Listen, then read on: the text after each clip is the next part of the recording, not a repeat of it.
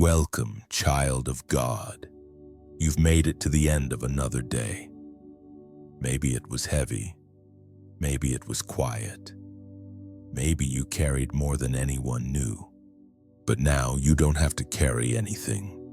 This is your invitation to rest, to let the noise fall away, to come sit beside the flame and remember that Jesus is already here. You don't need to try harder. You don't need to say the right prayer. You only need to be still and let yourself be loved. This is the story of Elias, an old man who kept a candle lit each night, waiting for God in the silence. And of Thomas, a young man who knocked at the door and found more than shelter. He found peace. Wherever you are tonight, this story is for you. Come now, you've done enough for today. Lay your heart down. It's okay to let go now. Rest here with Jesus. Tonight is quiet now. The world outside your window is slowing. The stars have come out to watch over you. And here in this soft, quiet place, you are allowed to rest. You've carried a lot today. Some of it with grace, some of it with trembling hand, some of it with no one seeing. But Jesus saw him and he is still here, waiting in the silence. He doesn't need you to perform or explain or try harder. You're safe now. It's okay to let go. Tonight's story is not one of noise or action. It is a story of stillness, of a man named Elias, who learned that letting go is not failure, but worship. Come, lie down. Let your breath slow and listen like the soul listens, not with ears, but with longing. Take a deep breath. Rest here for a moment. In returning and rest you shall be saved. In quietness and trust shall be your strength. Isaiah 30:15. There once was an old man who lived in a weathered cottage beside the edge of a forest. The kind of forest that sighed when the wind passed through its trees. His name was Elias. He had once been many things. A teacher, a husband, a father, a deacon in the village church.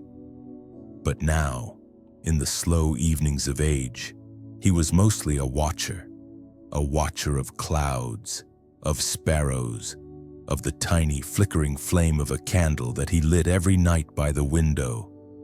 No one quite knew why he kept the candle burning.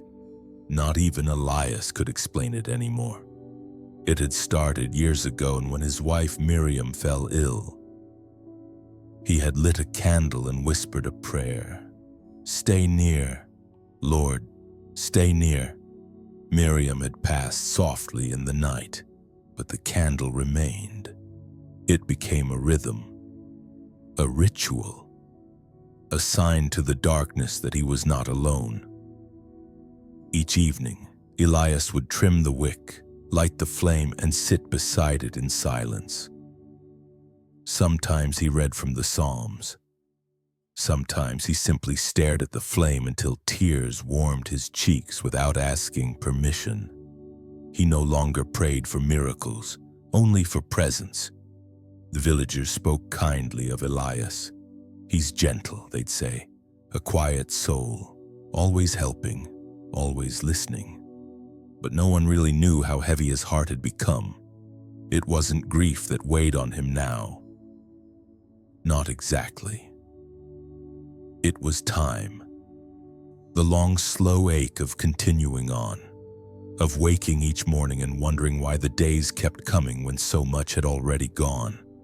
Still, he remained faithful in small things, feeding the birds, carrying firewood for the widow next door, writing scripture verses on slips of paper and hiding them in library books. And always the candle.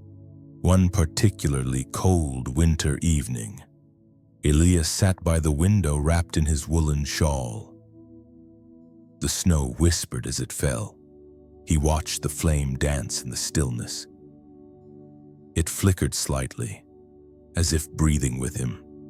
And in the silence, he whispered, "Jesus, are you still here?" No thunder answered, no voice from the sky. Only the crackle of wood in the stove and the warm, persistent glow of the flame. But in that quiet, something shifted. Elias didn't feel a sudden surge of joy. He didn't hear angels sing. He simply felt noticed, as if someone had turned toward him. He breathed deeply and let go of the question. Reflective pause. Take a deep breath. Let the silence wrap around you like a soft blanket. You do not have to carry the weight of the years alone. Jesus sees what even you no longer speak aloud. The Lord will guide you always. He will satisfy your needs in a sun-scorched land and will strengthen your frame. You will be like a well-watered garden, like a spring whose waters never fail. Isaiah 58:11. The garden behind Elias's cottage had once been beautiful. It curved gently around the back of the home, bordered by crumbling stone walls, wild vines, and the faintest scent of rosemary. Miriam had loved the garden. She called it her sanctuary of small miracles. Together they had planted lilies there, and thyme, and soft purple lavender that drew butterflies in the warm months. But after she passed, Elias had stopped going there. At first, he told himself it was the arthritis in his knees. Then he said the garden didn't need tending in winter. Eventually, he simply didn't speak of it at all. The weeds didn't mind his silence. They came anyway, gently and without judgment, covering the pathways like a soft forgetting. One day, many years after her passing, Elias stood at the back window and noticed something. A single blossom, a white lily, had broken through the winter soil near the garden's edge. It stood there alone, shivering in the cold breeze, uninvited and unafraid. Elias felt a stirring in his chest, something like ache, something like invitation. And so, for the first time in years, he stepped outside with a small woolen blanket, wrapped it around his shoulders, and walked toward the forgotten gate. The latch creaked softly, as if clearing its throat after a long silence. He stepped inside. The air smelled of old bark, wet stone, and something faintly sweet like the echo of a memory. Elias didn't speak. He simply knelt, knees complaining, and gently touched the soil. It was colder than he remembered, but not lifeless. He stayed there for a long while. Over the next few days, Elias began to return. He brought pruning shears and a small wooden stool, not with the energy of his youth, but with the reverence of someone visiting a grave or a chapel. He didn't try to restore the whole garden, just small parts. Clearing a path here, brushing away dead leaves there, letting light fall again on places that had been hidden. One evening, as he trimmed a patch of overgrown rosemary, a small bird landed beside him. It tilted its head, watched him, then sang a single clear note before flying away. Elias closed his eyes. There, in the hush of dusk, he felt it again, that quiet warmth, the same presence he had felt beside the candle. He didn't need to name it. He simply whispered, "Thank you for not leaving." From then on, the garden became part of his evening rhythm. Candle, prayer, garden. He didn't speak of it to anyone. It was a secret space shared only with God, and something inside him that had long felt brittle began to soften. Not in a dramatic way, but in the way snow melts or old doors slowly open again. Reflective pause. Close your eyes for a moment. Is there a garden within you that you've stopped tending, a place of beauty you no longer visit? God never stopped walking those paths, and he's still waiting there, gentle, unhurried, kind. Bedtime spiritual takeaway. Even what feels forgotten in you is not forgotten by God. Do not forget to show hospitality to strangers, for by so doing some have entertained angels without knowing it. Hebrews 13:2. It was early spring when the knock came. Not a loud, urgent knock, just a soft, hesitant tapping on the wooden door, as though the visitor was unsure they should even be there. Elias had just lit the evening candle by the window. The flame flickered gently. The house smelled faintly of chamomile and cedar. He paused. No one ever visited this late. He reached for his shawl, opened the door slowly, and there, standing on the porch, was a young man. His coat was worn. His eyes were tired. He held no bag, no umbrella, just himself and the rain in his hair. Elias blinked. The man looked unsure, like he might turn away. "I'm sorry," the stranger said softly. I didn't mean to disturb you." His voice was quiet, almost embarrassed. "I was walking and then it got cold. I saw your light."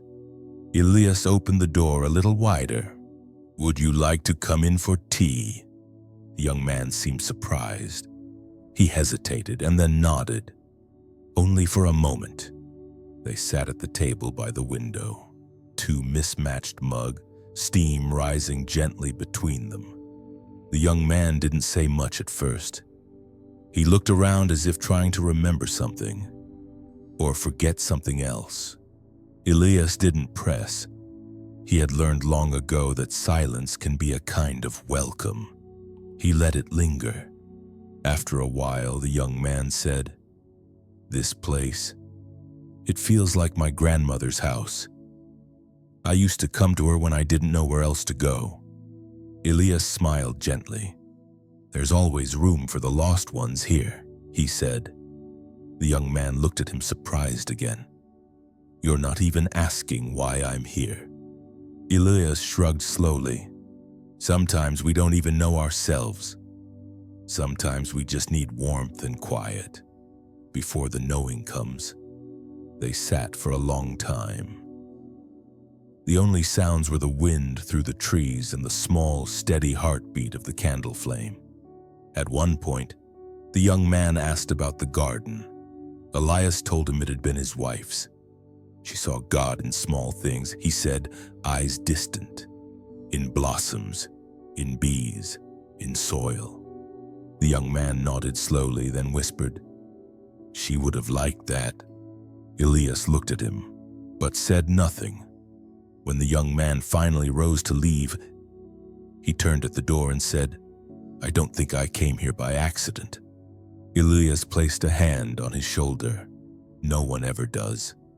Then he added, "There's a room down the hall, if you need it tonight." The young man's eyes glistened. "I think I do." That night, 2 candles were lit, one in the front window and one just outside the guest room, glowing gently like a nightlight from God. Elias sat alone for a moment before bed, whispering a short prayer.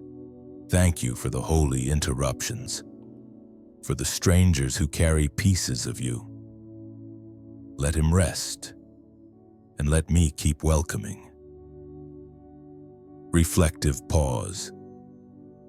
Has someone crossed your path who needed your quiet kindness?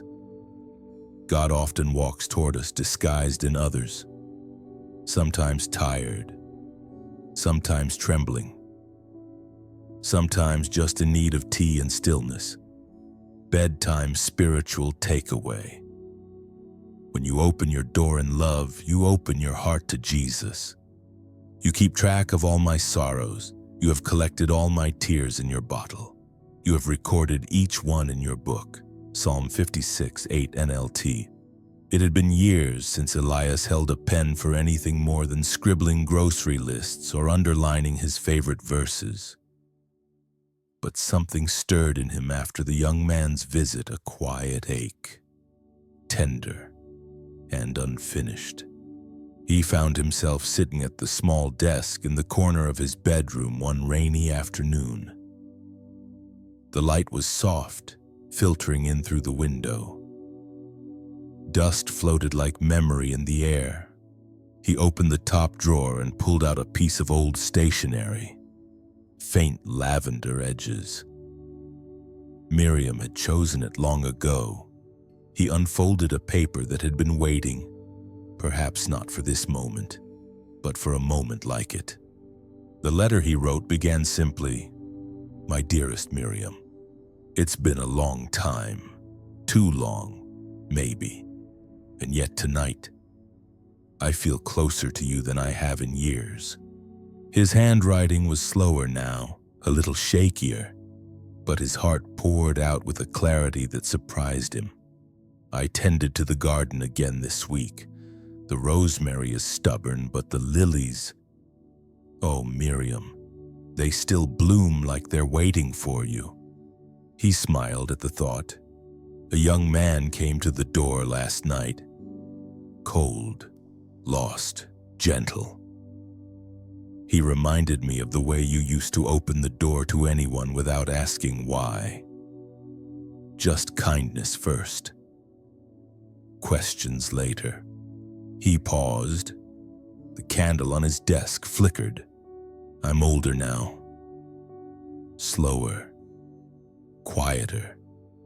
But I still remember the sound of your laughter in this house. I still set your cup out beside mine sometimes without thinking. And I still love you in the little ways.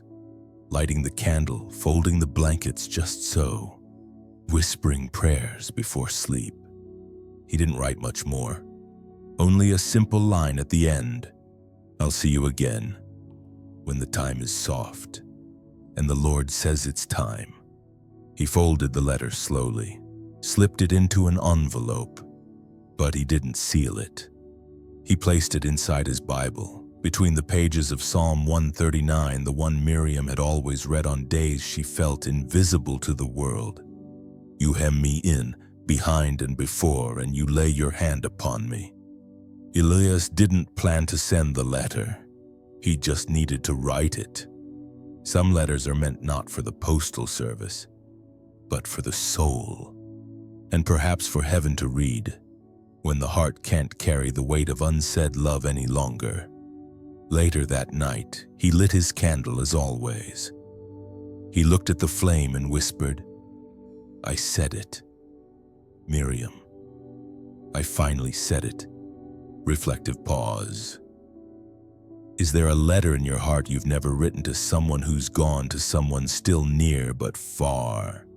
You can still write it, even if no one ever reads it. God hears every line and holds every tear. Bedtime spiritual takeaway. What you leave unsaid is still seen by God. He understands even the words your heart is too tender to speak. Even the darkness is not dark to you, the night is bright as the day, for darkness is as light with you. Psalm 139:12. It happened one evening without warning. The candle, which had faithfully flickered each night for over a decade, simply went out. There was no breeze or no tremor of air, but no sound. Just a quiet sigh of smoke curling upward. And then, stillness. Elias stared at the small, dark wick. At first, he thought perhaps it was just the candle. He fetched another, trimmed the wick, struck a fresh match. But this one, too, would not catch. The flame would appear, dance briefly, and vanish. He tried again and again. His hands began to tremble. He wasn't afraid, not exactly, but he felt something shift. A hush, a holy stillness. And in the silence, he heard no voice, but he felt a presence. Not beside him, not across the room, but within him. Warm, steady, brighter than any flame he had ever lit. He sat down in the armchair by the window, the unlit candle resting in his hand. And for the first time in all those years, He did not feel the need to light anything. The light had come to him, not as fire, but as peace. He closed his eyes. His breathing slowed. His heart, so often heavy with remembering, felt strangely light, like a lantern floating upward. He whispered, "Lord, if this is the moment, then I'm not afraid."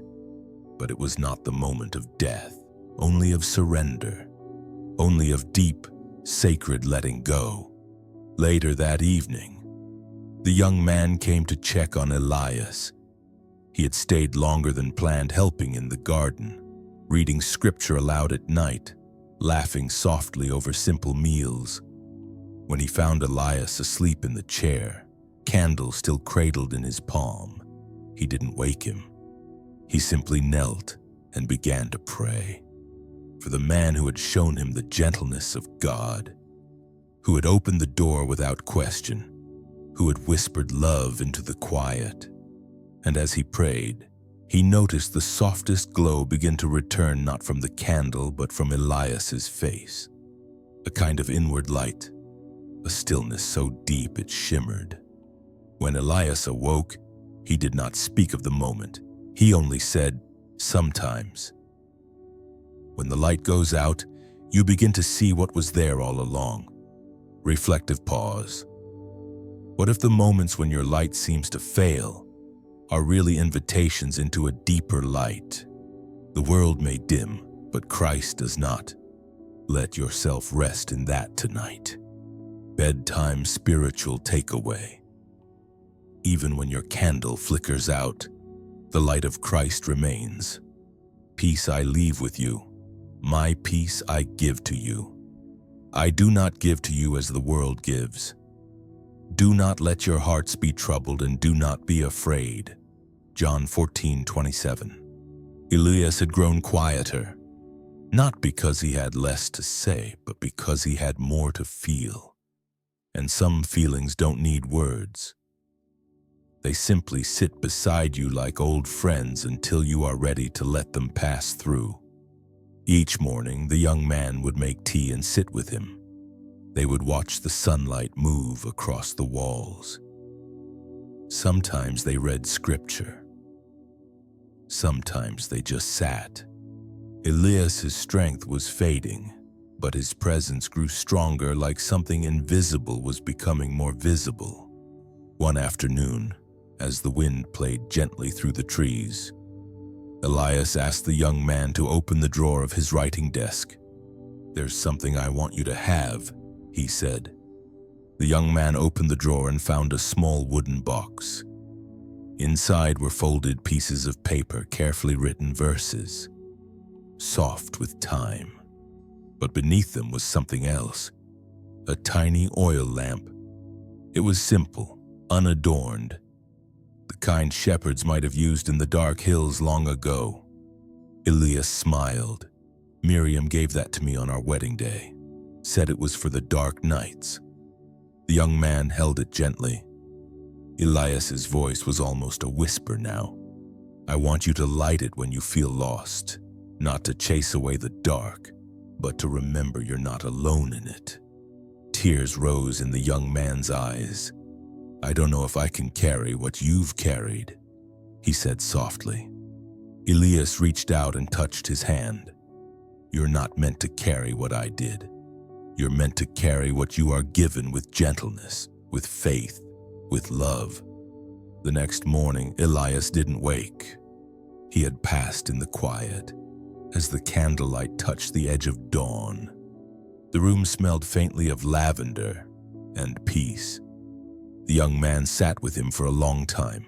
No rushing, no panic, just gratitude and a soft ache that comes only when you have been deeply loved. Later that day, he walked to the garden. The lilies were in bloom. The rosemary had begun to lean toward the light. And there, in the center of it all, he lit the little oil lamp. It flickered gently, warm, unpretentious. And as the evening came, he whispered the same prayer Elias had once spoken. "Stay near, Lord, stay near." He would carry the flame forward, not perfectly, not always bravely, but with the kind of love that is willing to sit with the silence and trust that God is already there. Reflective pause. Sometimes the last gift someone gives us isn't a possession, but a way of being, a posture of peace, a rhythm of love, a lamp for the dark nights ahead. What sacred gift has someone left in your soul? Bedtime spiritual takeaway. The legacy of love never dies. What was passed to you in tenderness can become a light for others. Surely the Lord is in this place, and I was not aware of it. Genesis 28:16. The house did not feel empty.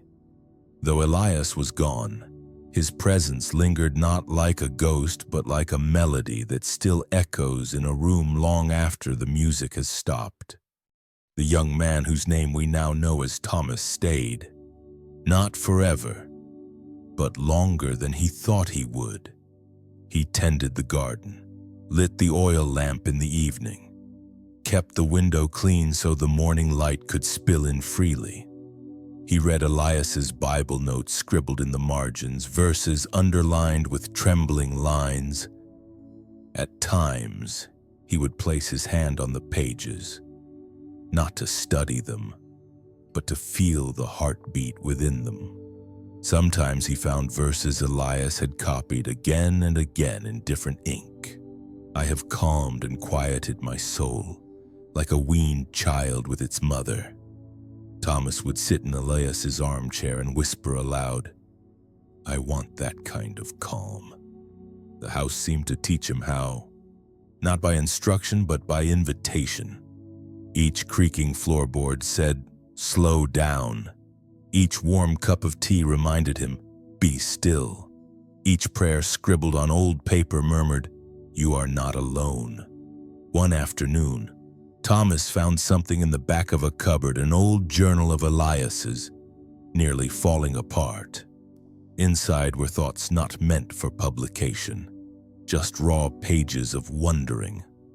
I used to think God would speak loudly, but now I see. It's the soft things, the silence, the waiting, the ache that carry his voice. Thomas closed the journal gently, not out of sadness, but reverence. Weeks passed, then months. Thomas knew it was time to move on, to carry what he had received into a new place, a new calling. But before he left, he wrote one line in the back of the journal. I found Jesus in this house, and in the man who waited for him. He folded a small page from the Psalms and tucked it into the journal. The Lord is close to the brokenhearted and saves those who are crushed in spirit. Then he left the journal in the desk drawer, not as an ending, but as a beginning for someone else who might one day sit in that chair and wonder if God is near. And the house remained, quiet, still but not empty, full of the unseen and the prayed for, the whispered. And each evening when the sun lowered into the trees, a warm light could still be seen glowing in the window. Reflective pause. Some places remember love. Some homes are not just wood and stone, they are sacred spaces where God has been welcomed again and again. You don't have to build something new to find him. Just light a small lamp and wait. Bedtime spiritual takeaway. God remains in the quiet places, in the old chair, the garden path, the hush of your own breath. He is still speaking. Even to your old age and gray hairs, I am he. I am he who will sustain you. I have made you and I will carry you. I will sustain you and I will rescue you. Isaiah 46. There comes a moment not of great drama, but of deep mercy when the soul hears a whisper. You don't have to hold it all anymore. For Elias, that moment had come quietly. Not in the middle of a storm, but in the gentleness of a candle's final glow. He had lived faithfully, not perfectly, but faithfully. And that is enough. For Thomas, the journey would continue. He would walk new paths, speak words that Elias once whispered, welcome strangers with tea and open doors. He would carry a quiet peace within him, a peace he could never explain, only embody. But this story is not really just about Elias or Thomas. It is about you, right now, lying in bed, eyes heavy, heart perhaps tired. You've done enough today. You don't have to strive tonight. You don't have to earn rest. You are already held, already loved, already seen. The same God who walked the garden with Elias, who stayed through the winters, who listened to unspoken prayers. That same God is here, with you, not waiting for perfect words, just waiting for you to breathe and let go. Maybe you've been carrying things for years. Memories, regrets, losses that never found language. But tonight, you don't have to carry them alone. You can let go. Let it all settle like dust and fall into the arms of the one who has always been holding you. You don't have to know what's next. You don't have to be brave right now. You only have to rest. Just like Elias did. Just like Thomas learned to. Just like Jesus himself, who often slipped away to quiet places to be with the Father. So close your eyes, breathe deeply, and hear this final whisper. It's okay to let go now. You are safe, you are loved, and you are not alone. Reflective pause. Let your soul exhale. Let your shoulders soften. Let the light within you flicker gently as you fall asleep in God's peace. Final bedtime spiritual takeaway. You've done your part. Now let grace carry you the rest of the way. Sleep in the nearness of Christ and wake, still held. Take a deep breath. Let the first story settle quietly in your heart. You don't need to rush. You don't need to get up. Just stay here, in this soft space where God is near. The light is still glowing. His presence has not left. And now another story begins. Another quiet path. Another gentle reminder that you are loved, that you are safe, and that you are never alone. Come, let the next story carry you deeper into his peace. Come to me, all you who are weary and burdened, and I will give you rest. Matthew 11:28. The day had ended quietly, as most of them did now. There was no rush anymore, no calendar filled with meetings, no telephone that rang with urgency, just the slow breathing of the house and the whisper of time passing. Outside the small window, the sky was folding into indigo. Birdsong had faded into hush. And the wind, if it could be called that, was more like a sigh, drifting between branches. Inside, Elias moved with reverence. Not haste, not fatigue, but something older, something like devotion. He had a ritual. Each evening, as the sun dipped low and shadows lengthened across the old floorboards, Elias would light a single candle and place it on the sill. It was not a grand candle, just a small beeswax taper, nestled in a shallow brass holder. The same kind Miriam used to place by their bedside when the power went out. He'd cleaned it earlier, as he always did, trimmed the wick to just the right height, polished the brass, though no one but him would notice. The act was sacred, not for others, not for show, for God, and perhaps a little for Miriam. He struck the match slowly, almost meditatively, listening to the brief hiss and flare. Then carefully he touched the flame to the wick. It caught, danced, settled. The small glow filled the room with warmth beyond its size, as if the flame remembered. Elias didn't speak, but his heart did. He sat down beside it, in the wooden chair that creaked like an old friend. His shawl wrapped around his shoulders, his hands, now veined and tender, rested quietly in his lap. And there he stayed, watching. Not because the candle needed watching, but because he did. He had started this ritual many years ago. At first, it was just a way to mark the evenings, a way to remember Miriam after she passed, to honor the space they had shared for so many decades. But over time, it had become something else. A silent prayer, a reaching, a resting. Lighting the candle was his way of saying, "I'm still here, Lord, and I believe you are too." No one came to visit much anymore. He had outlived most of his old friends. The neighbors were kind, but busy. His children lived far, with families of their own. That used to ache more than it did now. But age, when walked with Christ, teaches you that presence isn't always about proximity. Sometimes love remains without explanation. Sometimes God is closest in the quiet. Elias closed his eyes. His breath was slow, but steady. He could hear the soft ticking of the clock in the kitchen, the groan of the wind leaning against the roof, and somewhere, far off, the lonely call of an owl. The world was not sleeping yet, but it was close. So was he. He opened his Bible not to study, but to rest in it, the way one rests under a warm blanket on a cold night. The pages were worn, loved, underlined in soft pencil, some corners bent, some stained with tea or tears. He turned to Matthew 11, that verse always calmed him.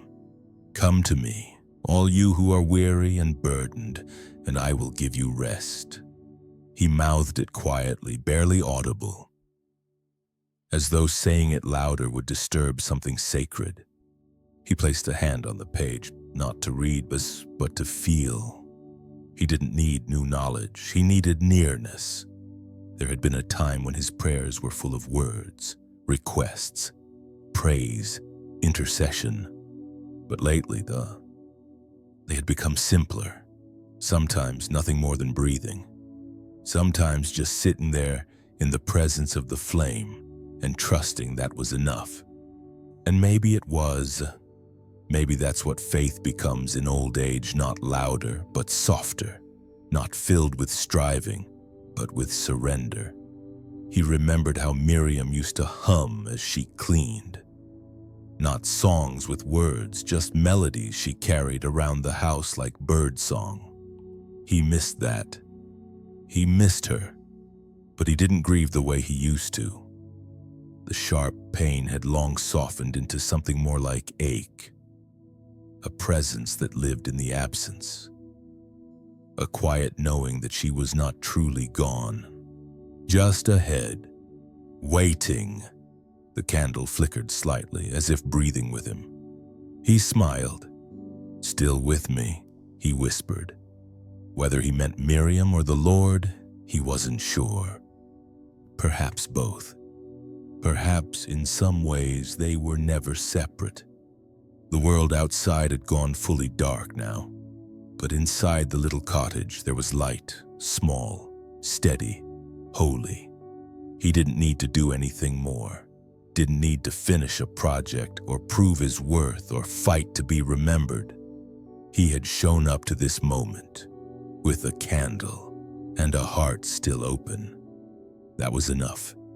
Eventually he would rise, blow out the flame, fold the shawl, and make his way slowly to bed.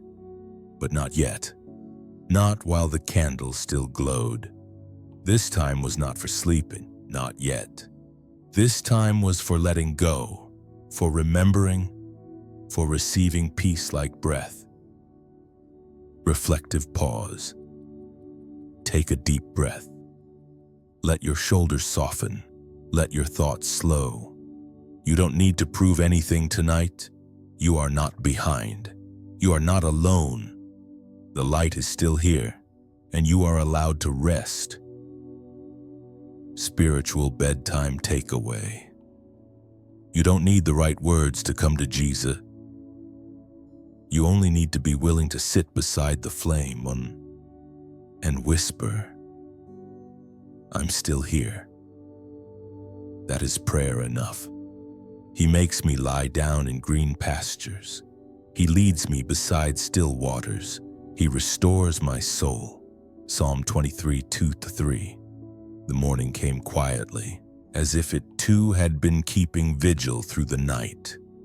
The light moved slowly across the walls of the cottage, soft gold and pale blue, crawling gently over old books, chair arms, and wooden floors worn smooth with time.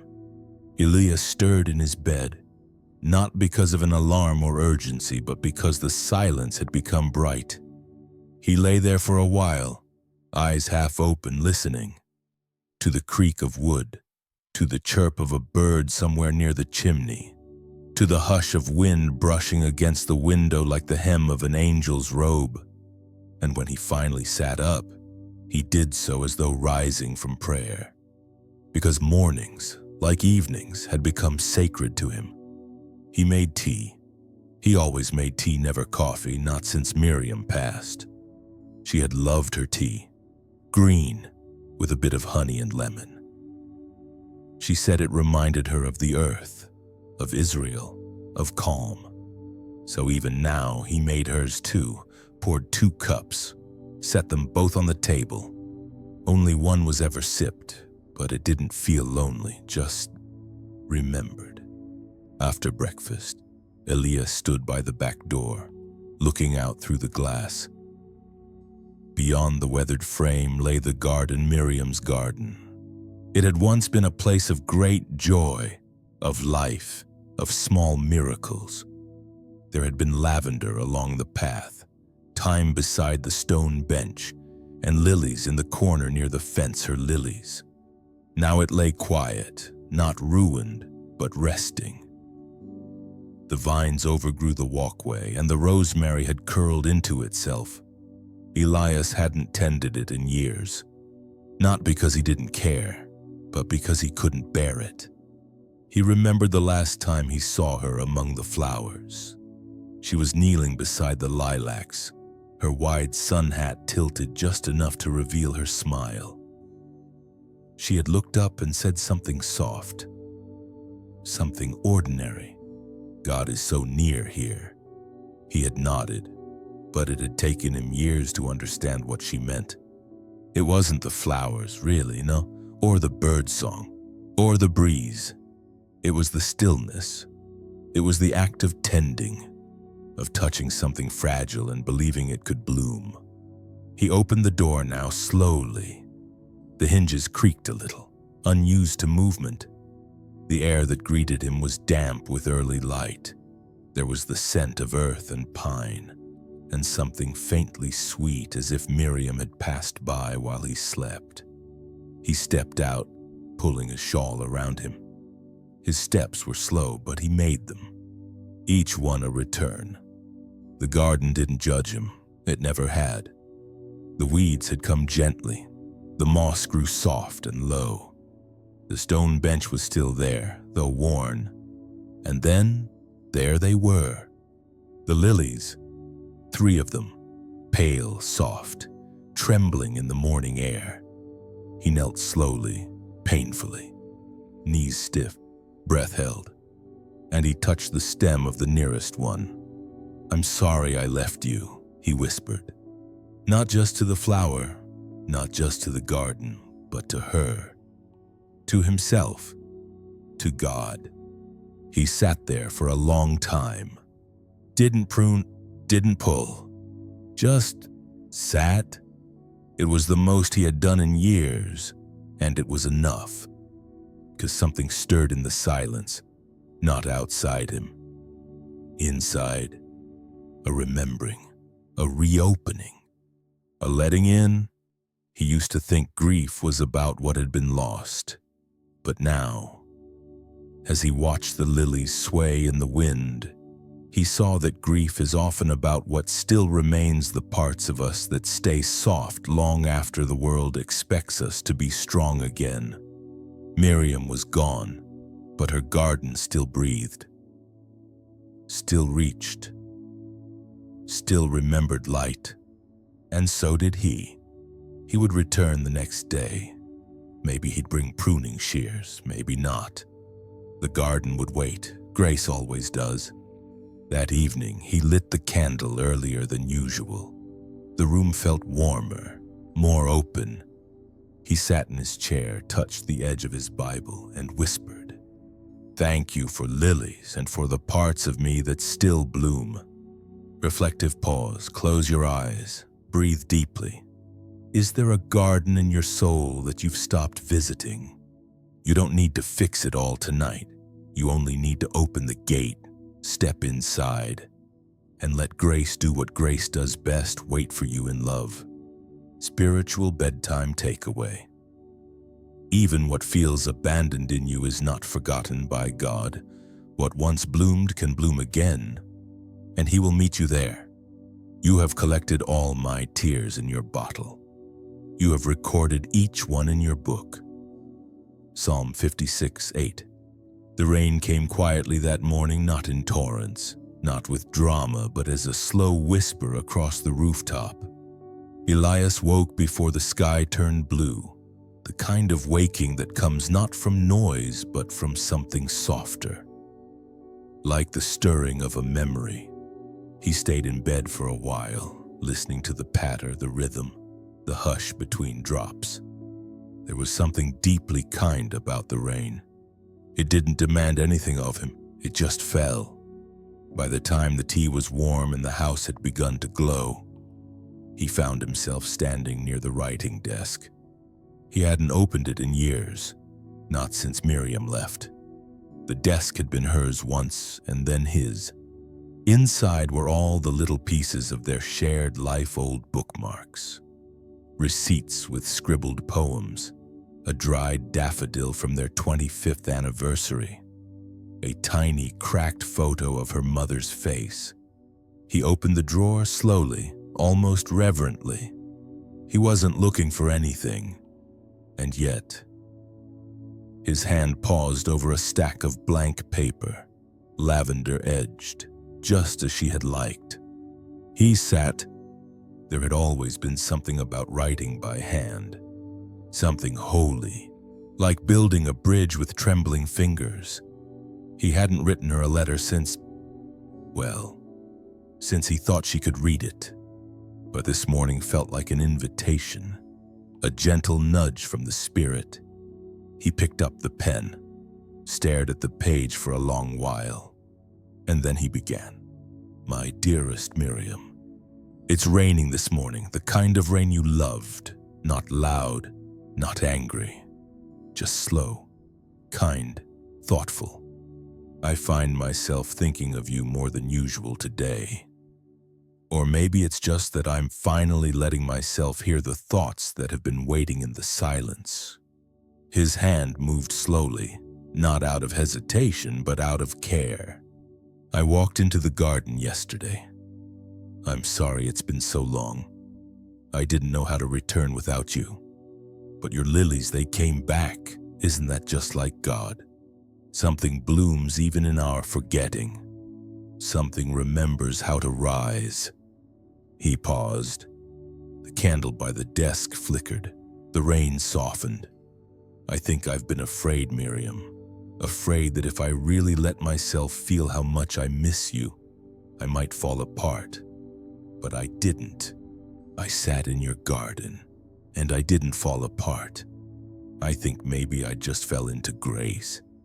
He smiled faintly, then wrote more. "I don't know if these words reach you. I don't even know if heaven has mailboxes. But I do believe this God keeps every word we whisper in love. And maybe, just maybe, He lets you read them." He underlined that sentence, so not for her, but for himself. To remember that the unseen is not the same as the forgotten. There's a young man staying here now. He came to the door in the rain, much like this. You would have let him in before I even asked his name. That's what I've always admired about you. You made room for everyone, for me. Elias stopped writing. The page was full now, and so was his heart. He folded the letter gently, slipped it into an envelope without sealing it. He knew it didn't need to go anywhere. He placed it inside her Bible, Psalm 139. Her favorite. You hem me in behind and before. You lay your hand upon me. He touched the page with quiet hands, then closed the book. He didn't cry, not today. Not because there wasn't sorrow, but because there was also peace. The kind of peace that comes after telling the truth, even if only to paper. That evening he lit the candle, sat beside it, and didn't say much. He didn't need to. He had said what needed saying, and heaven had listened. Reflective pause. Is there something your heart has been holding in silence? A word not spoken, a letter not sent. You don't have to speak it perfectly, just honestly. God already hears you, but sometimes you need to hear yourself. Write it, whisper it, let it go. Spiritual bedtime takeaway. The words you never said still matter, and God, kind and attentive, has never missed a single one. Your soul can rest because He remembers. I was a stranger and you welcomed me. Matthew 25:35. It was nearly evening again. The candle waited on the windowsill, the wick freshly trimmed. The brass base cleaned that morning with an old cloth and a prayer. Elias moved through the kitchen slowly, his joints stiff from sleep and weather. But the rhythm of his body, the familiar movements of tea and tidying, was steady. Outside, the trees swayed softly, like an old congregation lifting silent hymns into the sky. The wind moved with a hush, not a howl, and the light began to fade gently. It was the hour of stillness, when the birds quieted, when the air thickened with twilight, when the veil between this world and the next felt thinner somehow. He lit the candle, watched the flame dance, then sat in his chair, Bible resting open on his lap, not reading, just holding. That's when he heard it. The knock. Not loud, not frantic, just soft.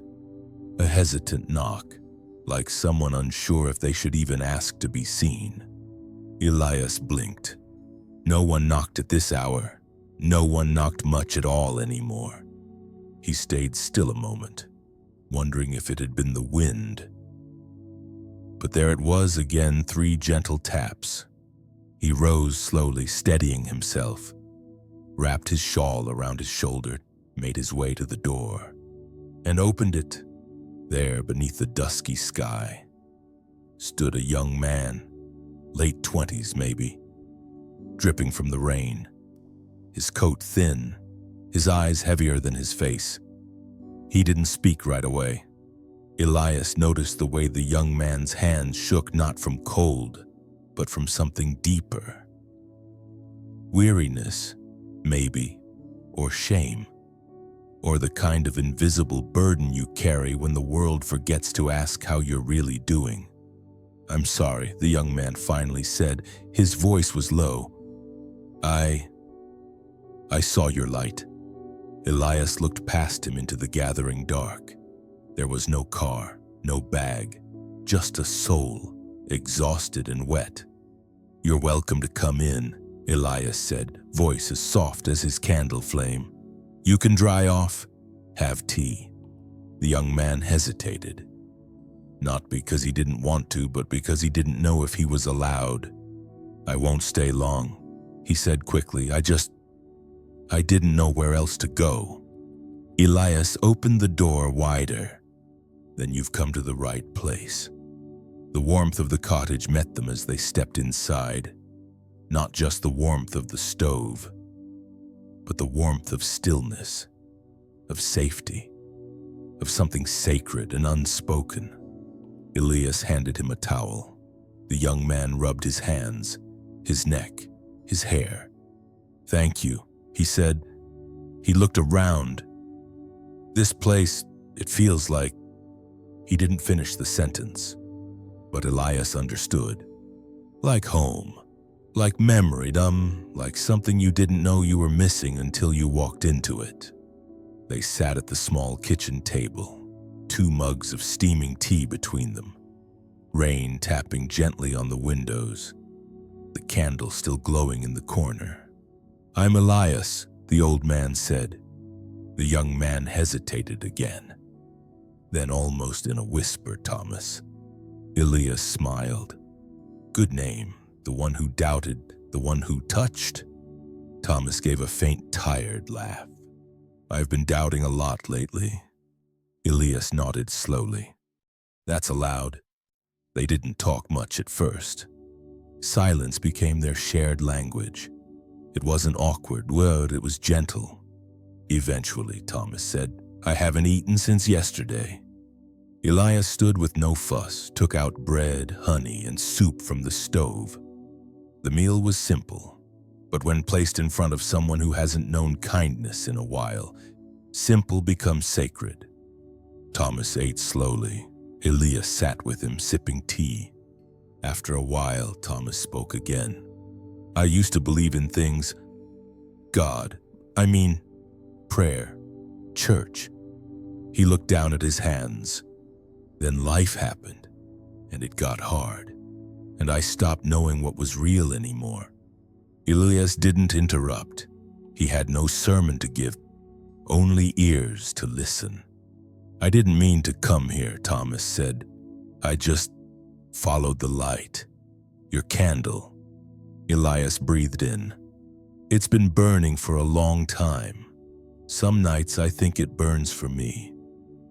Other nights, I think it burns for someone who hasn't arrived yet." Thomas looked up. Elias held his gaze and said softly, "Maybe tonight? It was for you." Later, Elias showed him the guest room. It was small. The blankets were old but soft. The window faced the garden. As Thomas stepped inside, he paused. "You sure it's okay?" Elias rested a hand on his shoulder. "There's always room here, for the weary, for the doubting, for those who followed the light without knowing why." Thomas didn't reply, but his eyes brimmed. That night, for the first time in a long time, Thomas slept deeply. No noise, no fear, just stillness and peace. And Elias, he sat once more beside the candle, watched its steady flame, and whispered, "Thank you for sending someone, for reminding me. You are still doing the inviting." Reflective pause. Has someone ever arrived in your life when you least expected not to be fixed but to be held? Or maybe you are the one knocking tonight, hoping for someone to answer. Let this be your gentle reminder. God sees you, and He still opens doors. Spiritual bedtime takeaway. The light you carry might be the only light someone else can see. And the knock on your heart's door might just be Jesus, disguised as a weary traveler. Welcome Him in. Did not our hearts burn within us while He talked with us on the road and opened the scriptures to us? Luke 24:32. The morning arrived with stillness, no urgent light, no clamor, just a gentle hush that seemed to say, "You can move slowly today. Everything sacred does." Elias rose early, not because he had somewhere to be, but because stillness, when shared, becomes presence. And someone else was now under his roof. He moved quietly through the kitchen, hands accustomed to the small rituals of warmth, the clinking of cups, the steeping of tea leaves, the slow warming of bread by the fire.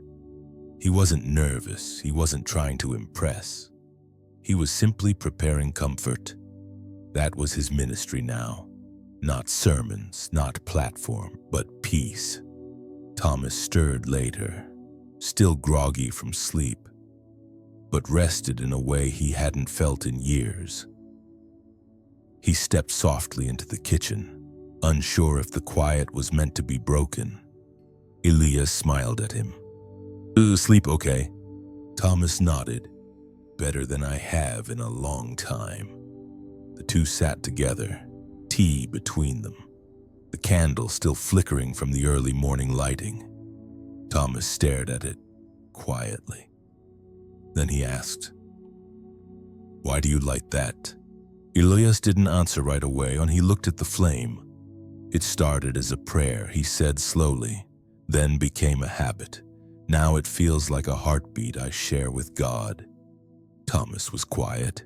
His eyes never left the flame. They sat in silence for a while, the kind that doesn't need to be filled. Then Elias stood and disappeared into the next room. He returned holding a box, wooden, old, smoothed by years of touch. He placed it on the table. Inside were little fragments of his past, scraps of paper, pieces of scripture, old photos, a dried olive branch from a church trip to Jerusalem, and a journal. He slid it gently across to Thomas. "These are pieces of my walk with the Lord," he said. "No order to them, just memories. Moments when I knew he was near." Thomas opened the journal and flipped through pages. Some entries were full, others were a single line. "Felt him today while I washed the dishes. Loneliness doesn't mean absence, it means hunger. His mercy met me under the old cypress tree. I forgave myself today with God's help. That took 72 years. Thomas paused, closed the journal slowly. His eyes were moist. "I don't think I've ever written a prayer," he said. "Not really."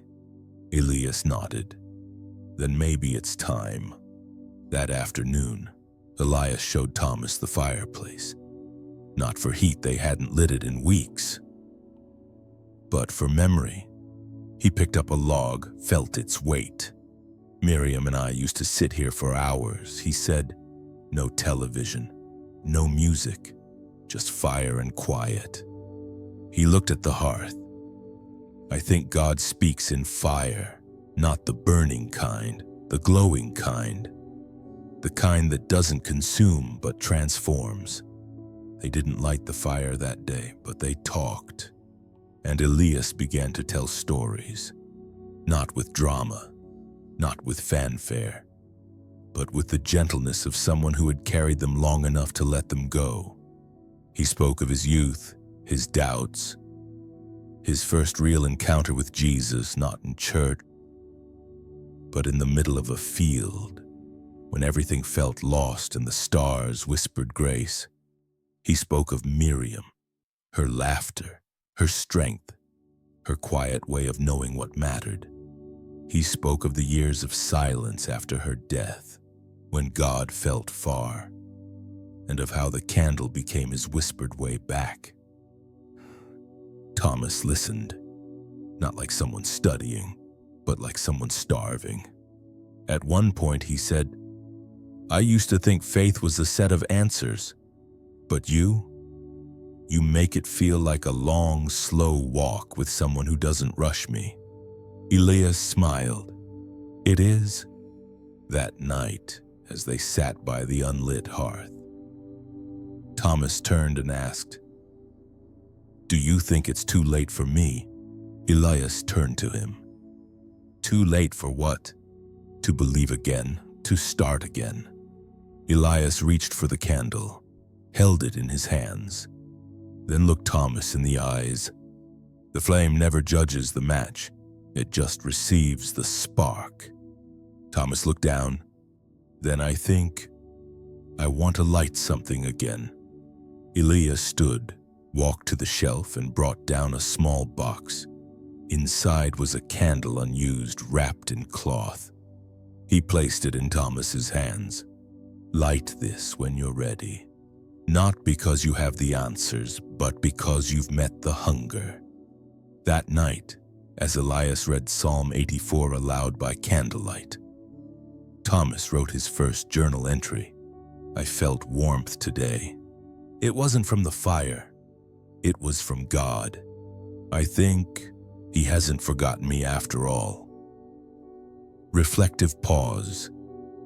Have you ever thought it was too late to start again? Too late to believe, too late to feel something sacred rise in you? It isn't. The flame waits. God waits. And even if all you can offer is a whisper or a tremble, He receives it like fire. Spiritual bedtime takeaway. The fire of faith doesn't demand perfection, only honesty. When you offer your quiet hunger, God offers His gentle flame. Let Him warm you tonight. Even to your old age and gray hairs, I am He. I am He who will sustain you. I have made you and I will carry you. Isaiah 46:4. Winter did not arrive with a roar. It never did in the valley where Elias lived. It arrived like a sigh, a long, slow exhale of the earth. The garden gave in first. Its stems lowered, its colors softened. Even the air seemed to walk slower. Then came the house. The light changed. The boards creaked more often. The tea took longer to warm. And finally, Elias felt it in his bones. The ache wasn't new. He'd lived with the soft thunder of age for years. But something in this season shifted. It wasn't just pain, it was slowness. A slowness of thought, of breath, of appetite, of strength. Even his hands, those same hands that had cradled Miriam's face, that had planted lilies, that had held Bibles and candles and trembling visitors, now trembled on their own. He didn't fear it. He knew his body had become a tent, and tents are meant to fold. But still, there were moments when he reached for the tea kettle and paused mid-motion, wondering how long he'd been standing there. Moments when names slipped away like mist, when dreams felt too long, when naps became necessary prayers. Thomas noticed.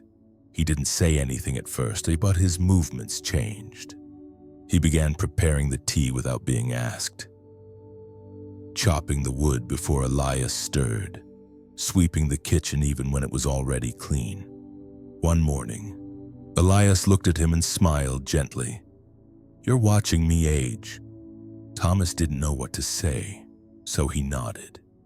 "I don't know how to help," he said. "You're helping already," Elias whispered. "You're staying." Elias had always feared becoming a burden, but Thomas never treated him that way. He didn't fuss, didn't correct, didn't try to fix. He just moved beside him like someone walking slowly with an elder through snow. There was one day near the end of December when the ache in Elias's hip grew so strong he could no longer rise from the chair without Thomas's help. The fire crackled softly. The candle burned as usual. But Elias stared out the window with a tiredness that was not just physical. Thomas sat near him, silent. After a long pause, Elias said, "It's a strange thing, to need help with your own body, to feel like you're living in something that no longer listens to you." Thomas nodded, his voice low. "It's a strange thing, to watch someone you care about become fragile." Elias turned his head and smiled faintly. "That's the way of things, though. Jesus broke the bread before He gave it away. Sometimes being broken is what makes us ready." Later that night, Elias couldn't sleep. The wind pushed gently against the cottage walls. The moonlight stretched across the floor like silver ribbon. He sat by the window in his robe, a blanket wrapped around his legs, watching shadows shift. He whispered a prayer, not loud, not even with words, just the ache of a soul saying, "I still want to be useful, but I'm tired." And in that silence, he felt something. Not strength, not healing, but peace. The kind of peace that doesn't fix the body, but wraps the soul in mercy. In the morning, He wrote one line in his journal: "Even in the winter of my body, God's breath still warms my soul." They spent more time in silence after that, not out of sadness, but out of reverence. The holy hush that comes when you realize you're walking on the edges of something eternal. And Elias knew. His time was drawing close, but he wasn't afraid. He had lived well, even in sorrow, even in silence, even in pain, because he had loved God and kept the candle burning. Reflective pause. Aging is not a defeat. It is a deepening, a gentle, holy surrender, not into darkness, but into light. You don't have to fear growing weaker. Your worth is not your strength. It is your nearness to the one who holds you. Let yourself rest here. Spiritual bedtime takeaway. Your body may grow tired, but God never tires of holding you. You are still His beloved, still chosen, still carried. Even now, the Spirit Himself intercedes for us through wordless groans. Romans 8:26. The days had become quiet, not in a sorrowful way, but in the way a sanctuary becomes quiet just before the candles are lit. Thomas noticed the shift. Elias spoke less, not from fatigue alone, though that too had grown, but because something inside him had turned inward, as though the conversations he used to have aloud were now happening between his soul and God in the silence. One afternoon, Thomas found Elias sitting in the sun by the garden door, his eyes closed, his breathing slow. He wasn't asleep, just still. A small breeze moved through the room like a soft veil. The curtains lifted slightly. Light flickered across the wood. Thomas didn't interrupt. He sat a few feet away, folded his hands, and joined the quiet. When Elias finally opened his eyes, he didn't speak right away. Then, in a voice like wind through tall grass, he said, "There are prayers so deep, you can't form them with your mouth." Thomas looked over, gently. Elias continued, "They're not made of words. They're made of waiting, of aching, of simply being in God's gaze long enough to be known." That evening, they didn't read scripture aloud. Elias asked instead for the candle to be lit earlier than usual. Not for sight, but for peace. The flame caught gently, and the room filled with that golden stillness they had both come to cherish. They sat in silence for a long time. At first, Thomas tried to think of something to say, something comforting, something wise. But then he felt it, that deep knowing, that presence that required no sound, only surrender. It was Elias who broke the silence, though barely. He whispered, "I used to think prayer was mostly speaking. Now I see. It's mostly listening. Sometimes not even that. Sometimes just letting God look at you." Thomas's eyes filled. He nodded. He had never prayed like that before. But now he was learning. The next morning, Elias didn't join him for tea. He remained in bed, blankets drawn up, eyes closed but not sleeping. Thomas sat beside him for a while. Elias opened his eyes and smiled faintly. "I dreamt of a field," he said softly. "A wide one. There was nothing in it but light." Thomas said nothing. He just placed a hand gently on Elias's. After a long pause, Elias whispered, "God was there." But he didn't say a word. He just stood with me. Later that day, Elias wrote in his journal just one line. "Today I remembered how to pray without asking for anything." As the week passed, Thomas began to join Elias each evening in silence. They would sit side by side, hands folded or resting, watching the flame. Sometimes they would close their eyes. Sometimes they would whisper the name of Jesus and nothing more. And sometimes often they would say nothing at all. But the room would still fill, with warmth, with weight, with God. It changed Thomas. Not loudly, not quickly, but like water softening stone. He started writing again, not essays or reflections, but phrases, fragments. Felt God while chopping wood. Silence is a kindness I never knew I needed. God speaks in the pause between thoughts. One night, Thomas asked Elias, "What if I can't hear him?" Elias smiled gently. "You don't need to. He hears you." And so, Thomas kept showing up, to the chair, to the candle, to the waiting. And slowly, his soul began to believe it wasn't too late. That even silence could be holy. That maybe the most powerful prayer was letting yourself be loved without explanation. Reflective pause. Are there places in your life where the words won't come? That's okay.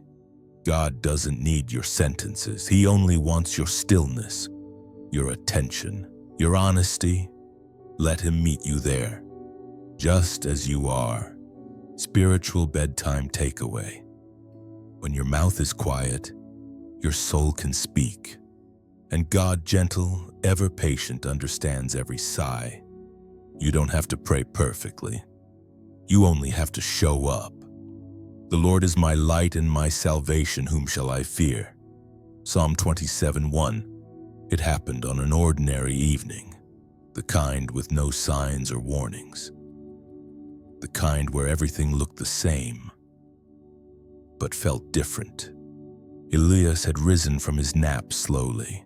He had folded his blanket the way he always did, with soft reverence, as though each thread remembered Miriam's touch.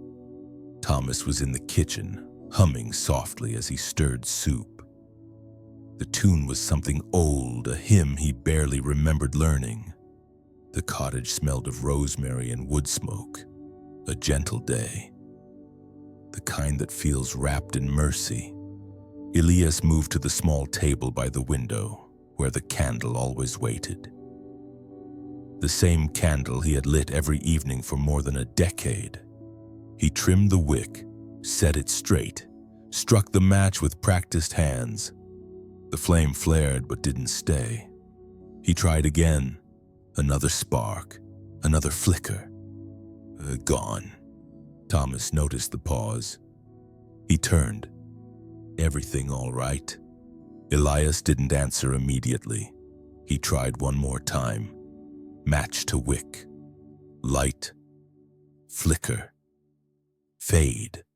He looked at the candle, then at Thomas, then back at the wick and whispered, "It won't catch." Thomas stepped closer. Maybe it's the wax. He reached for another candle from the cupboard. A fresh one. Elias lit the match again, touched it to the new wick. Same thing. Light, flicker, then stillness. The room seemed to exhale. Thomas's brow furrowed. "Want me to try?" But Elias shook his head gently. "No. I think this is something else." His voice was soft, not afraid, just sure. He sat down slowly, folding his hands. Thomas waited. Elias stared at the unlit candle. Then he closed his eyes and smiled faintly. "I don't think I need it tonight," he whispered. The room didn't feel empty, it felt full. Full in a way Thomas couldn't explain, as though light itself had chosen a different place to shine. Not in wax, but in them. Elias leaned back in his chair. "For years," he said, "I lit that candle because it reminded me God was near." Thomas nodded. "But tonight," Elias continued, "I can feel him without needing the flame." The silence that followed wasn't heavy, it was holy. Thomas sat across from him. No candle, no match, just the two of them. And a presence that felt warmer than fire. Later that night, Thomas helped Elias to bed. He noticed how the older man's steps had slowed even more, how the weariness didn't just live in his body but in the space around him like a mist settling before dawn. He tucked the blankets around him gently. Elias looked up and whispered, "You know what I think." What? I think the light is moving inward now. No more needing it out there. It's being kind enough to come inside. Thomas sat with that for a long time. After Elias drifted into sleep, he walked into the main room again. The candle still sat there, quiet, unlit, but somehow still glowing. He picked up the Bible from the table, opened it to the Psalms, and began to read aloud. No one but God heard the words, but the room listened. The next morning, Elias remained in bed longer than usual. His eyes fluttered open. His body was slow to respond, but his spirit, light, like something had unburdened overnight, like something sacred had slipped deeper into him. He reached for Thomas's hand and said, "I don't think I'll need the candle anymore." Thomas didn't question. He only nodded and held on a little tighter. Later that day, Elias wrote one last thing in his journal. "The flame taught me how to wait. Now I no longer need the flame, because I know he is already here." Reflective pause. Have you ever clung to something because it helped you feel God? That's okay. We all do. But sometimes God invites us to release even good things, so he can show us he's closer than the candle, closer than the ritual, closer than our fear. He lives inside you now, and he is enough. Spiritual bedtime takeaway. The flame may flicker, the candle may refuse to light, but Christ, the true light, never leaves. You don't need to reach outward tonight. You are already held. You will be like a well-watered garden, like a spring whose waters never fail. Isaiah 58:11. Winter softened that week, not dramatically, to not like a trumpet blowing, just a subtle warming, the sun resting longer on the roof tiles, a breeze that no longer stung. And in the early hush of one morning, as Thomas stepped outside with a mug of tea, he noticed it.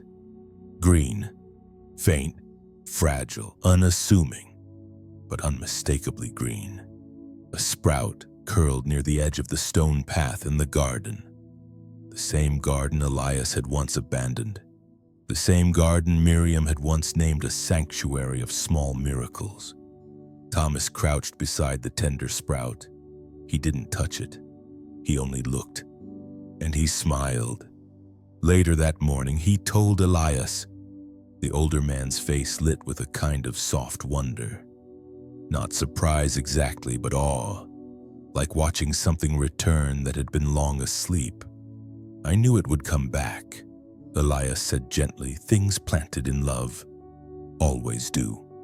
That afternoon, for the first time in weeks, Elias asked to go outside. It took effort. It took time. Thomas helped him wrap the shawl around his shoulders, steadied him on each step. They moved slowly down the path, as if each stone were holy. The gate opened with a groan.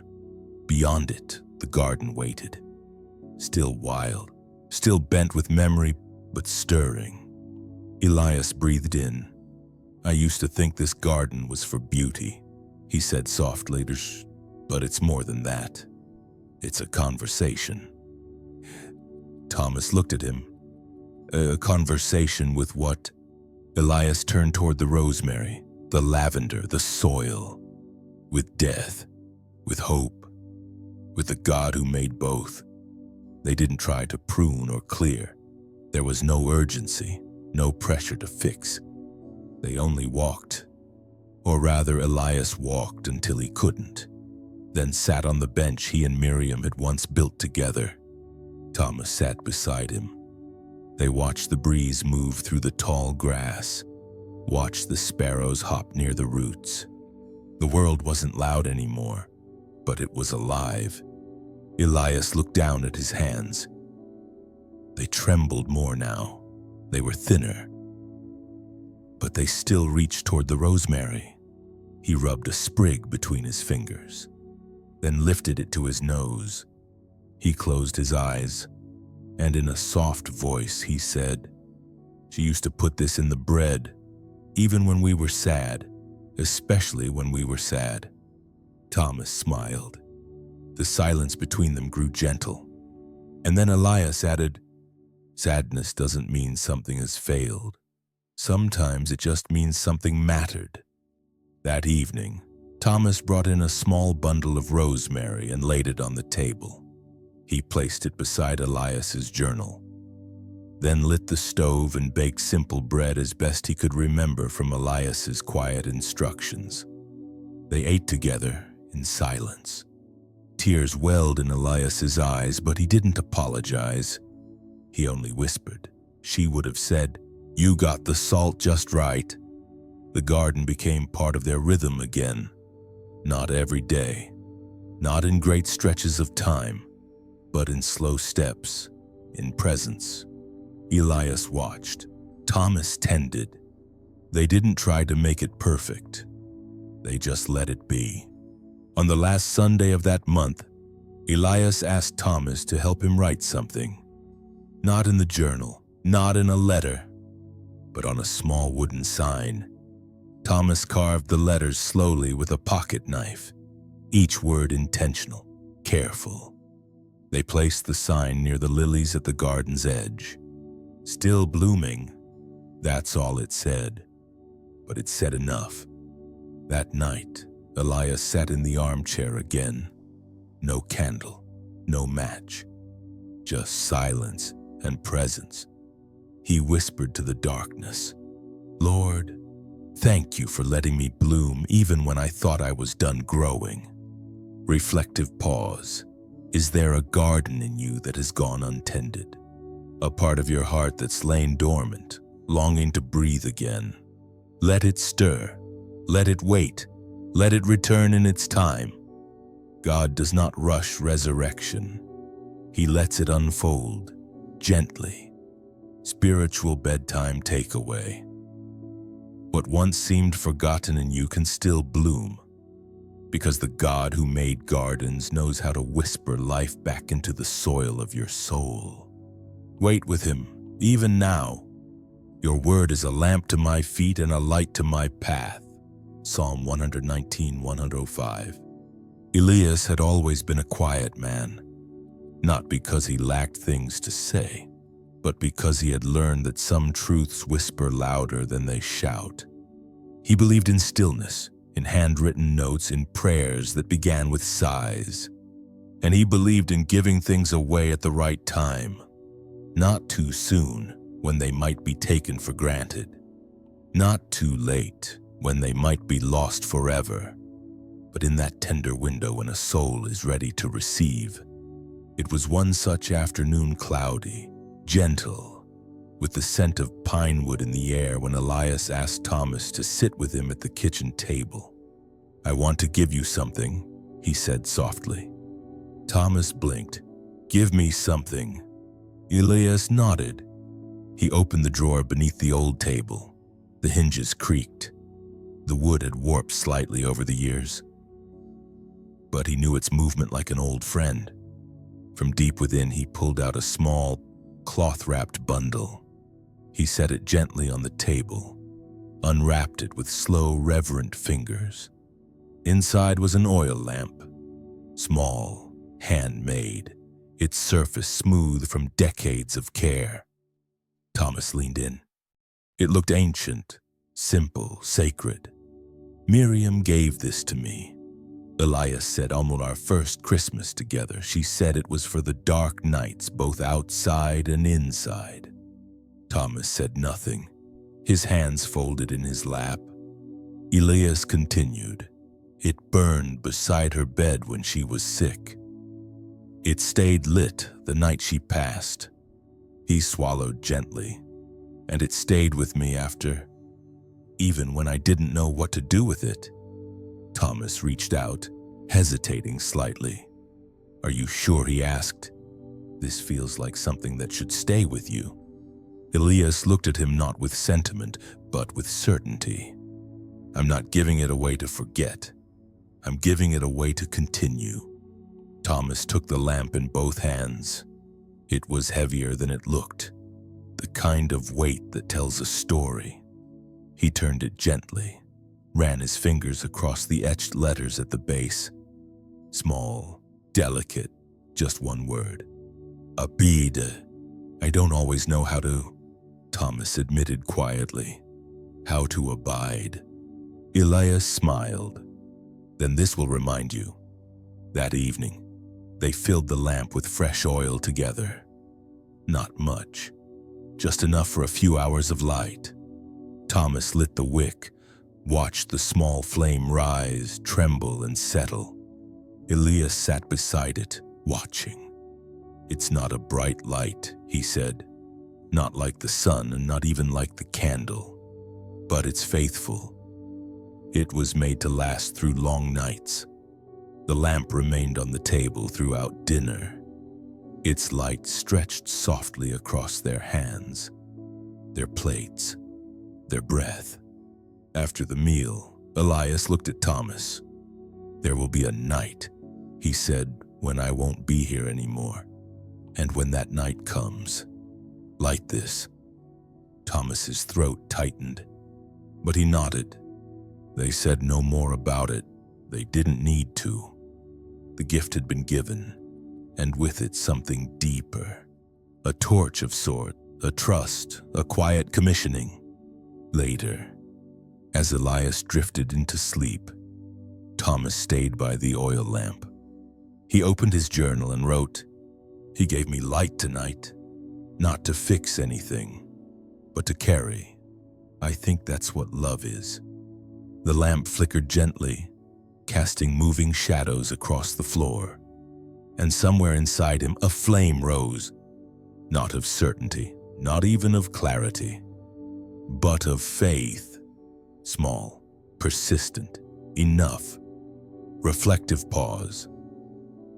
Is there someone in your life who handed you something sacred? Not a possession, but a way of seeing the world. A way of trusting God. A way of carrying peace. Let their gift remain lit within you. You don't have to understand it all. You just have to keep it burning. Spiritual bedtime takeaway. The most sacred gifts are often small. An oil lamp, a whispered prayer, a gentle handoff from one soul to another. You are not just loved, you are trusted. Carry the light. Precious in the sight of the Lord is the death of his saints. Psalm 116:15. The house was quieter than usual. Not empty, not hollow, but deep with silence, like a sanctuary after the last candle has been blown out. Like a chapel where no one speaks, but everyone feels the nearness of God. The wind outside had stilled.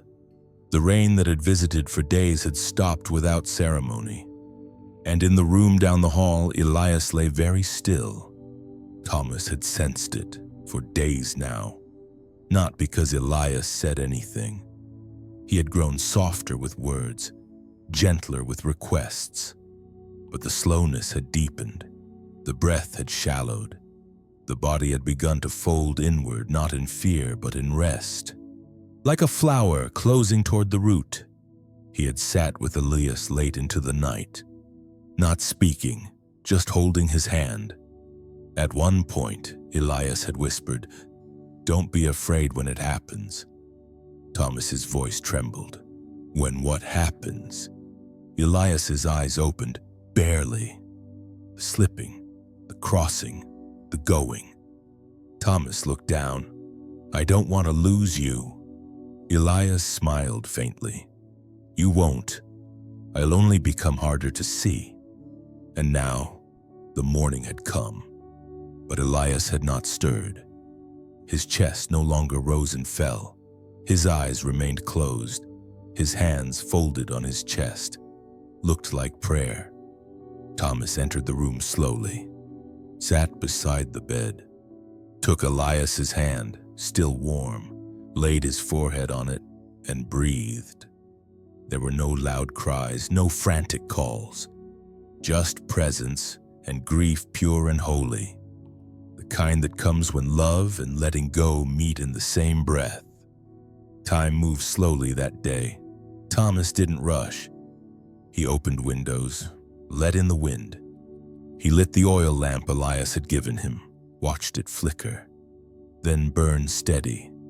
He sat in the chair beside the bed for hours, sometimes reading, sometimes weeping, sometimes just being there. Later, he opened Elias's Bible, Psalm 91, underlined in pencil, the pages thin from years of touch. He will cover you with his feathers, and under his wings you will find refuge. Thomas read it aloud, not just for Elias, but for himself, so the words would echo off the walls and live in the room long after both of them were gone. He dressed Elias with care, washed his hands, brushed his hair, laid a branch of rosemary from the garden on his chest, and at the foot of the bed he placed the small wooden sign, still blooming. When the undertaker arrived, Thomas greeted him with calm. He asked for no urgency, no noise. Elias left the house the way he had lived in it, quietly, gracefully, full of light. That night the house remained lit, not by candle, but by the oil lamp and by something deeper. Thomas sat by the window. He had no words, only the ache of someone who had witnessed a life well lived and was now learning how to carry it forward. He opened the journal, wrote the last words Elias would never read. You left the room in silence, but you left it full, and I will stay a while to keep the door open. Reflective pause. There comes a moment in every life when we must let go, not because love has ended, but because love has fulfilled its purpose. The room may fall silent, but God remains, and the soul that has gone has only slipped into deeper light. Spiritual bedtime takeaway. Letting go is not the end of love. It is the offering of it back to God, and He receives it gently. Sleep in the knowledge that those you've loved are held, and so are you. Weeping may last for a night, but joy comes in the morning. Psalm 35. The sun rose softly. It touched the tops of the trees, first brushing gold onto pine needles, warming the mossy stones, stretching slowly toward the windows of the cottage as if it, too, was cautious about waking a house in mourning. Thomas sat in the armchair by the window, the same one Elias had occupied for so many evenings. He had not slept much, not because of fear, not even because of grief, but because something sacred had passed through the house the night before, and it felt unkind to turn his back on it. He watched the light move across the floor, watched it find the oil lamp, the small wooden table, the edge of Elias's Bible, still open where it had been the night before. Psalm 139. Even the darkness will not be dark to you. Thomas closed his eyes. The morning was still, but the stillness was different now. Not heavy, not hollow, just full. He rose slowly, wrapped Elias's old shawl around his shoulder, and stepped outside. The air was cold but not biting, the kind of cold that woke the skin gently, reminding you you're alive. The garden waited in its quiet way, and Thomas walked toward it with both reverence and uncertainty. He stepped through the wooden gate and stood for a moment among the rosemary and fading lilies. They didn't look sad. They looked restful, patient, as though they knew this was not the end of anything, just the deep inhale before something new. He sat on the bench Elias used to love, ran a hand over the smoothed wood, let his breath slow. There was no voice from heaven, no sudden burst of clarity, but in the space between the sparrow's song and the wind through the vines, Thomas felt a presence. Not Elias, but someone greater. He whispered, "Thank you for giving him peace." Then after a pause, "Help me know what to do now." He stayed in the garden for hours. Eventually, he brought out a small rake, tidied a few corners, gathered fallen twigs. Not because the garden needed to be perfect, but because tending something felt holy. Inside the house, he made tea 2 mugs out of habit. He only drank 1, but the other sat there, warm, just like Elias had done after Miriam passed. He understood now. Some cups aren't meant to be emptied, just honored. That evening, Thomas wrote in the journal. His handwriting was neater than it had been weeks before.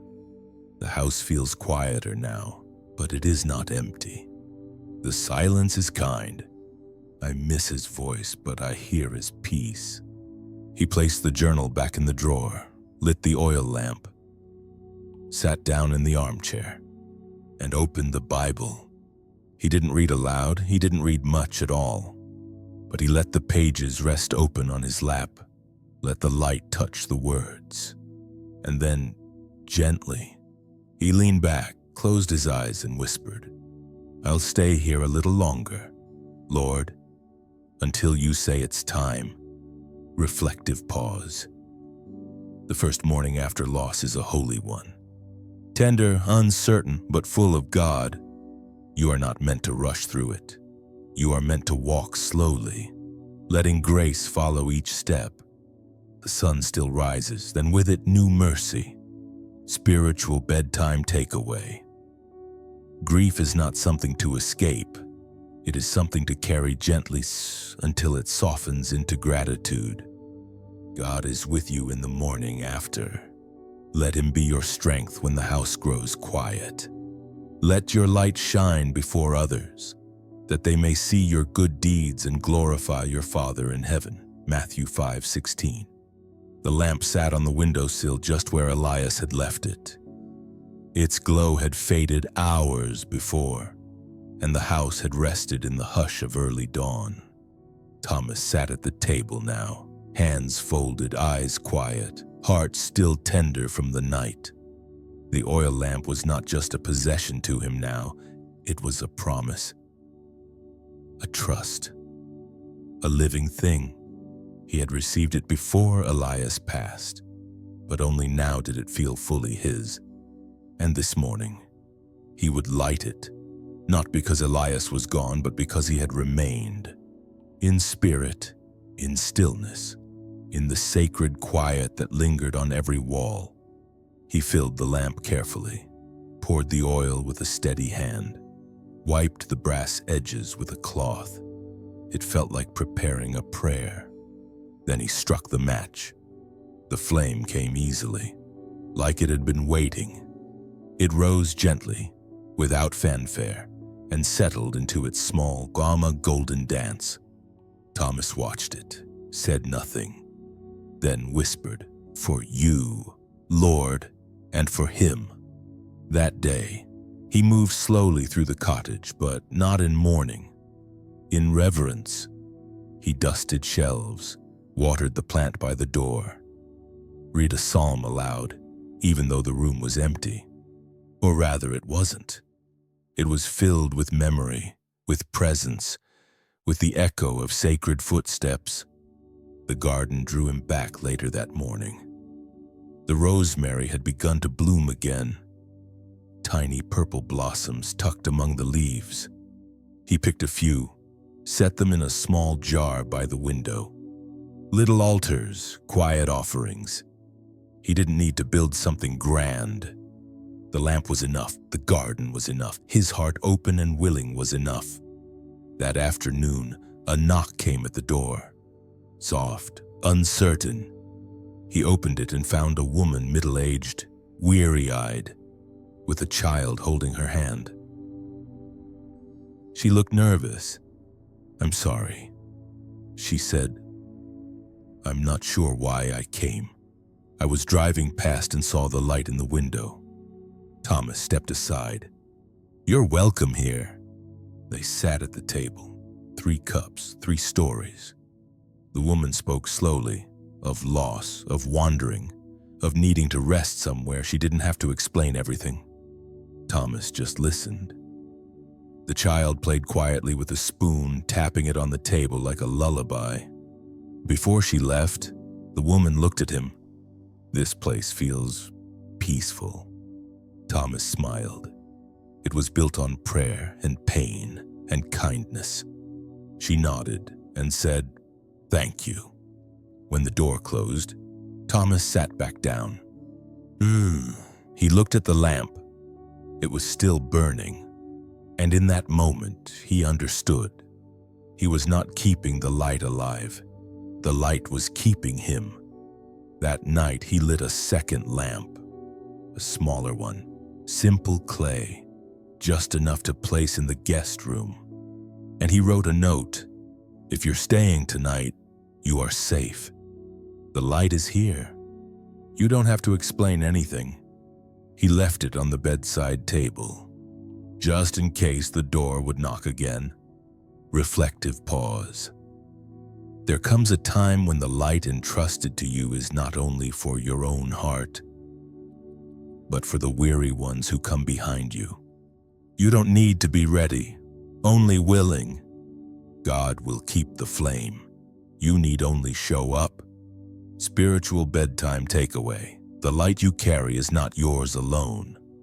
It was passed to you by those who prayed before you, and now it burns for those who haven't arrived yet. Let it shine. Quietly, gently, faithfully. "Behold, I stand at the door and knock." Revelation 3:20. The cottage had always been small. 1 bedroom, a little kitchen, a living space big enough for 2 chairs and a lamp. But something about it felt spacious now. Not because it had changed, but because Thomas had. He had begun to understand that hospitality was not about size, but about spirit. And since Elias had passed, the door had remained unlocked more often than not. Not out of carelessness, but invitation. He didn't know who would come, or when, but he found himself expecting someone. Every day, he brewed 2 cups of tea instead of 1, kept a small blanket folded near the hearth, lit the oil lamp early, even when he was alone, not out of routine, but as a quiet act of readiness. It was late afternoon when the next knock came, a gentle tapping 3 knocks, like a memory returning. Thomas opened the door. There stood a man, gray-bearded, sun-worn, with a walking stick and tired shoes. "I'm passing through," he said. "I saw the smoke. Didn't expect to find a light still on." Thomas smiled. "It's always on here." They sat together over bread and honey. The man ate slowly, with the quiet gratitude of someone who knew hunger. He didn't share much at first, only said he had been walking for a long time. Thomas didn't press. He had learned from Elias, you don't need someone's story to serve their soul. Just space, warmth, light. Eventually, the man said, "I used to be a preacher, years ago, before I lost my voice." Thomas tilted his head. "Your physical voice?" The man shook his head. "No, the inner one. The one that used to believe God still wanted to speak through me." Thomas didn't say anything. He only refilled the tea. Later that night, they sat together beside the lamp. Its flame moved gently, casting soft shadows across the room. The man looked at it and said, "It's been years since I felt peace this thick." Thomas smiled. "That's how I felt when I came here too." The man asked, "Did you ever find your voice again?" Thomas said quietly, I think I found his... Before sleep, Thomas showed him to the guest room. He left a folded note on the pillow, the same one he had written before. If you're staying tonight, you are safe. The light is here. You don't have to explain anything. The man stayed 2 nights, helped gather wood, read a psalm aloud each morning as if trying on his voice again.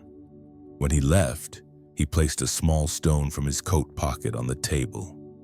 For the next traveler, he said, and walk down the path with a gentleness that can only come from being seen. Thomas kept the stone, placed it near the oil lamp, like a monument, like a testimony, not to him, but to the faithfulness of the one who still stands at doors and knocks. That week, 2 more guests came, a woman in grief, a man with questions.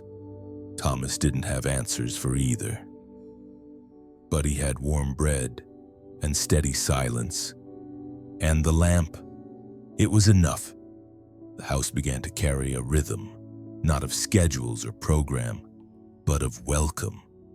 The rooms echoed softly with stories. The Bible remained open, the tea always steeped slowly. And each evening Thomas lit the lamp, not as an obligation, but as a prayer. Lord, let them know they are seen here.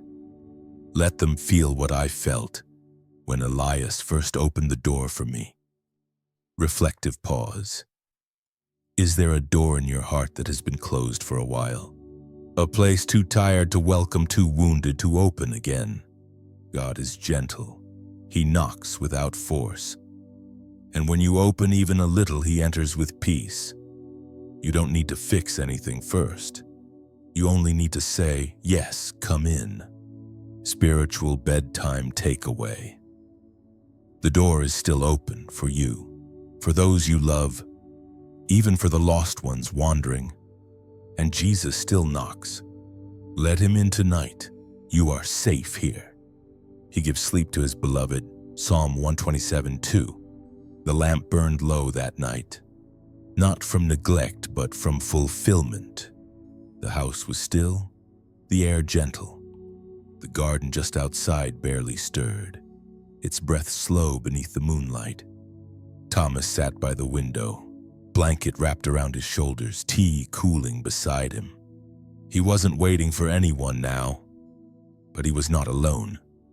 He looked at the flame, how small it was, how faithful. It reminded him of Elias's hands, weathered but steady, and Miriam's laughter light and warm, like sunlight on floorboards, and of his own first night in this house, when he had stood at the door trembling, and the light had said, "Come in. Stay." Now it was his light, but not because he owned it, because he had learned how to carry it. And tonight, as the world softened into sleep, he felt a still sacred whisper rising from within. You can let go now. He wasn't sure where the voice came from. Maybe God, maybe Elias, maybe both. But it settled over him like peace too deep to understand. Let go of what? He asked in silence. And the answers came without sound. Let go of the fear. Let go of the need to keep proving. Let go of the pressure to hold everyone together. Let go of the idea that love is something you must earn. Let go of the pain you thought you had to carry alone. He closed his eyes. His breath slowed. The warmth of the lamp touched his skin, and he exhaled fully. Finally, he saw himself in memory as he had been wandering, searching, weary. Then he saw Elias, hands reaching, door open. And then he saw Jesus not in a vision, but in the moments, in the candlelight, in the hands that served bread, in the prayers whispered over wilted rosemary, in the silence that healed more than words ever could. Jesus had been there all along, and he was here now, not asking anything, not demanding change, just offering presence. You can rest now, the voice said again. You've done enough. You are loved. You are mine. The wind outside shifted gently, as if heaven itself were tucking in the corners of the earth.